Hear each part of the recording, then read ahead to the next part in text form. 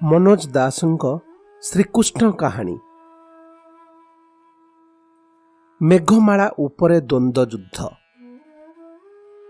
ମୁଁ ପାଠ କରୁଛି ସମୀର ରଞ୍ଜନ ଦାସ। ଖାଲି ନନ୍ଦଗ୍ରାମ ନୁହେଁ, ଆଖପାଖ ଗାଁ ଗଣ୍ଡାରୁ ଶହ ଶହ ନରନାରୀ ଦୌଡ଼ି ଆସିଲେ ସେ ଦୃଶ୍ୟ ଦେଖିବା ନିମନ୍ତେ। ତଳେ କଚାଡ଼ି ହୋଇ ପଡ଼ିଥାଏ ରାକ୍ଷସୀ ପୁତନା। ସେ ଦିଶୁଥାଏ ଭୟଙ୍କର ଏବଂ ବିକଟ। ତା ଲୌହଶକ୍ତ ବାହୁବନ୍ଧନରେ ଚୂନା ହୋଇ ଯାଇଥାଏ ଗୋଟାଏ ପାଷାଣ ସ୍ତମ୍ଭ।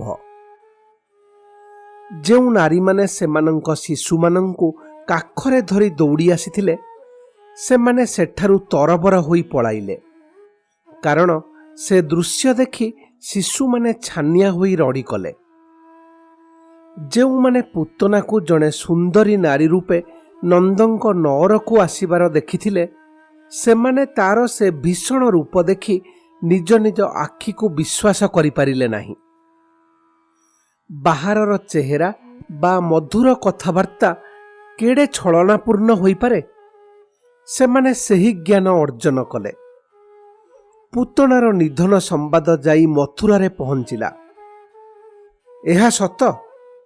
ଚିତ୍କାର କରି ତା ଚରମାନଙ୍କୁ ପ୍ରଶ୍ନ କଲା କଂସ। ଯେଉଁ ପୁତନା ତା କ୍ଷୀରକୁ ଏଡ଼େ ବିଷାକ୍ତ କରିଥାଏ ଯେ ସେଥିରୁ ବିନ୍ଦୁଏ ପାଟି ଭିତରକୁ ଗଲେ ହାତୀଟାଏ ମଧ୍ୟ ଟଳି ପଡ଼ିବ, ଯେଉଁ ରାକ୍ଷସୀ ବଜ୍ର ଭଳି ଭୀଷଣ, ତା ପ୍ରାଣ ଶୋଷି ନେଲା ଗୋଟାଏ ସଦ୍ୟଜାତ ଶିଶୁ, ଏହା କେମିତି ହେଲା ସମ୍ଭବ? ବର୍ଷଟିଏ ଭିତରେ ଜନ୍ମ ହୋଇଥିବା ସାରା ମୁଲକର ସମସ୍ତ ଶିଶୁଙ୍କୁ ଖାଇଯିବାକୁ ବା ମାରିଦେବାକୁ କଂସ ଯେଉଁ ସବୁ ରାକ୍ଷସ ରାକ୍ଷସୀ, ଦାନବ ଦାନବୀଙ୍କୁ ପ୍ରେରଣ କରିଥିଲା, ସେମାନେ ବଡ଼ ଆହ୍ଲାଦରେ ନିଜ ନିଜ ଦାୟିତ୍ୱ ତୁଲାଉଥିଲେ। ଛକି ରହି ନାନା କୌଶଳରେ ବାପା ମାଙ୍କ ଅଜାଣତରେ ସେମାନେ ଘର ଭିତରୁ ଶିଶୁମାନଙ୍କୁ ହରଣଚାଳ କରି ନେଉଥିଲେ। ଅଦବା କେମିତି କେହି ହୁଏତ ଦେଖି ପକାଉଥିଲା, କେମିତି ବିକୃତ ଅଚିହ୍ନା ପ୍ରାଣୀଟାଏ ଗୋଟାଏ ଶିଶୁକୁ ଧରି ପଳାଇ ଯାଉଛି। କିନ୍ତୁ ଯେତେ ଦୌଡ଼ା ଦୌଡ଼ି, ଯେତେ ପାଟି କଲେ ବି ସେ ପ୍ରାଣୀକୁ କେହି ଧରି ପାରୁନଥିଲେ। ରାଜ୍ୟବ୍ୟାପୀ ଘୋଟିଗଲା ଆତଙ୍କ। ସେଥିରୁ କଂସ କିଛି ସାନ୍ତ୍ୱନା ପାଉଥାଏ। ଯେତେ ଅଧିକରୁ ଅଧିକ ଶିଶୁ ମରିବାର ସମ୍ବାଦ ତାକୁ ମିଳୁଥାଏ, ସେତିକି ଅଧିକ ମାତ୍ରାରେ ସେ ନିଜକୁ ନିରାପଦ ମଣୁଥାଏ।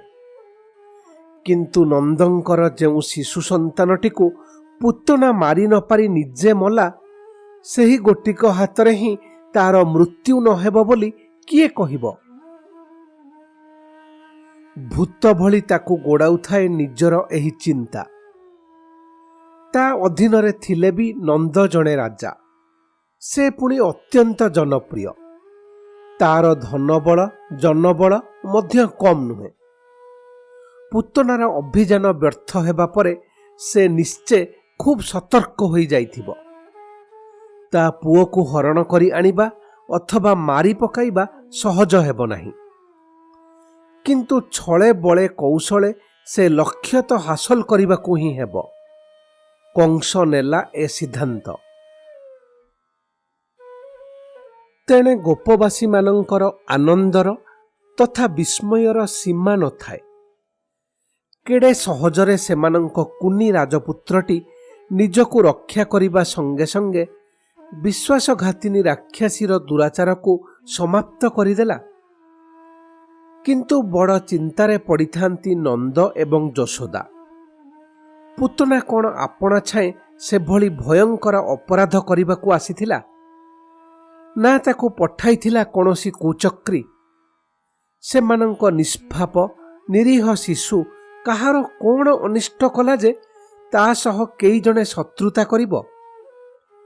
ଥରେ ସେ ଶିଶୁଟିକୁ ଦେଖିଦେଲେ ଲୋକଙ୍କ ମନରେ ଭରିଯାଏ ବିମଳ ଆନନ୍ଦ।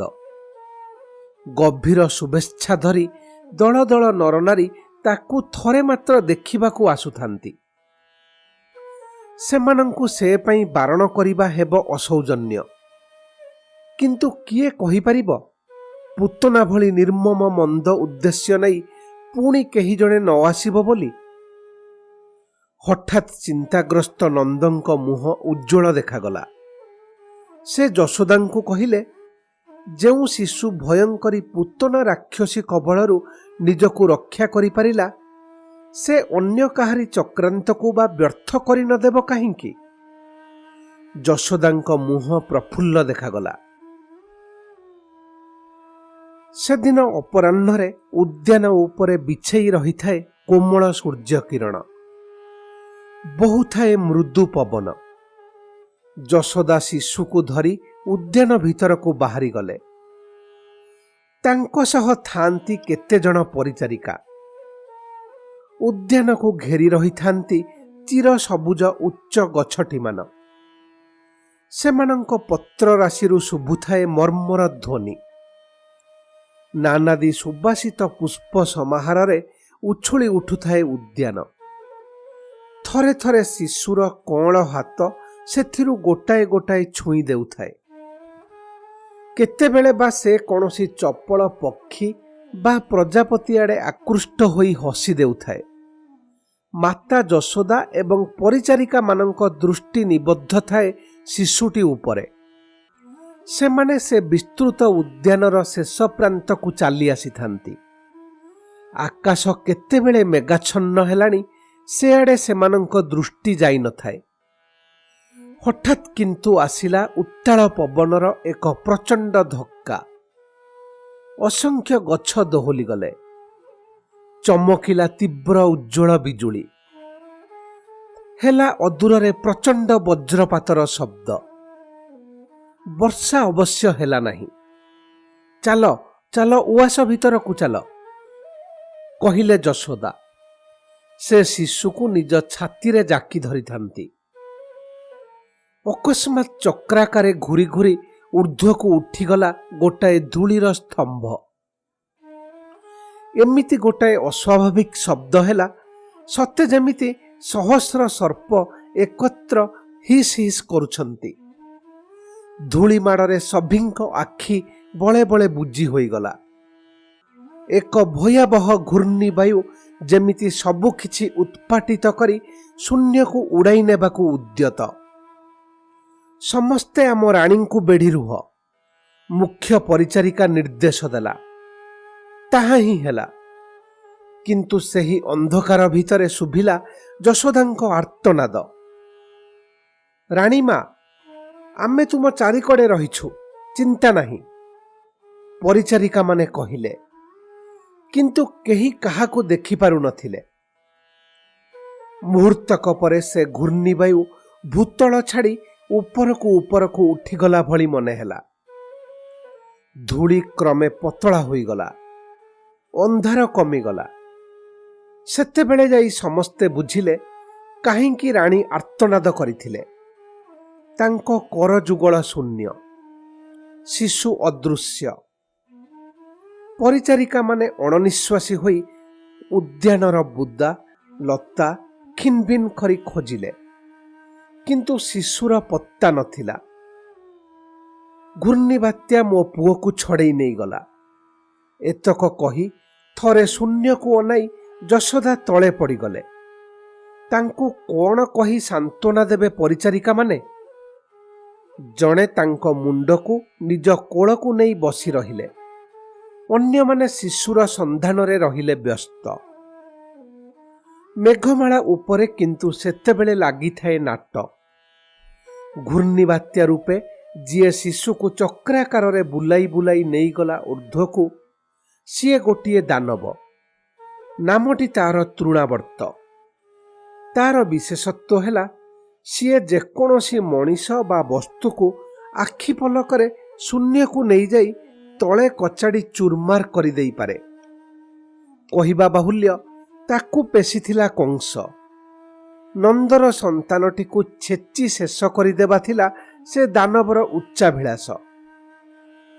ତୃଣାବର୍ତ୍ତ ସିନା ଶିଶୁଟିକୁ ତୀବ୍ର ଗତିରେ ଯଶୋଦାଙ୍କ କୋଳରୁ ଉଠାଇ ମେଘମାଳା ଉପରକୁ ନେଇଗଲା, କିନ୍ତୁ ପରେ ପରେ ନିଜେ ବଡ଼ ଅଡ଼ୁଆରେ ପଡ଼ିଲା। ଯେତେ ଚେଷ୍ଟା କଲେ ବି ଶିଶୁକୁ ତଳକୁ ଫୋପାଡ଼ି ପାରିଲା ନାହିଁ। ଦାନବଟି ନିଜର ଭୟଙ୍କର ରୂପ ଗ୍ରହଣ କରି ଦୁଇ ହାତରେ ଶିଶୁକୁ ଧରି ତଳକୁ ଠେଲିବାକୁ ଉଦ୍ୟମ କରିବା ବେଳକୁ ଶିଶୁ ବିରାଟ ଆକାର ଧାରଣ କରି ତା ବେକକୁ ଜାବୁଡ଼ି ଧରିଲା। କ୍ରମେ ତାର କଣ୍ଠ ରୁଦ୍ଧ ହୋଇ ଆସିଲା। ଗୋଟାଏ ପ୍ରଚଣ୍ଡ ରଡ଼ି ଛାଡ଼ି ସେ ତଳକୁ ଖସି ଆସିଲା। ନିଜର ବିଶାଳକାୟ ରୂପରେ ସେ ପଡ଼ିଲା ପର୍ବତମାଳା ଉପରେ। ତା ରଡ଼ିର ପ୍ରତିଧ୍ୱନିରେ ଚମକି ପଡ଼ିଲେ ଗୋପପୁରବାସୀମାନେ। ଦାନବର ପ୍ରାଣବାୟୁ ଏକ ଘୂର୍ଣ୍ଣିବାୟୁ ରୂପେ ଉପରକୁ ଉଠିଯାଇ ବିଶ୍ୱବ୍ୟାପ୍ତ ପବନ ସହ ମିଶିଗଲା। ଯଶୋଦା ସମ୍ବିତ ଫେରି ପାଇ ଠିଆ ହୋଇ ଶୂନ୍ୟକୁ ଅନାଇଥାନ୍ତି। ଉଦ୍ୟାନ ଉପରେ ଭାସମାନ ମେଘମାଳା ଭିତରୁ ଖସି ଆସିଲା ଦିବ୍ୟ ଶିଶୁ। ଆସି ମୃଦୁ ମନ୍ଥର ଭାବରେ ସ୍ଥିର ହେଲା ଯଶୋଦାଙ୍କ ପ୍ରସାରିତ ବାହୁଯୁଗଳ ଉପରେ। ଶିଶୁଟି ପୁଣି କାନ୍ଦି ଉଠିଲା।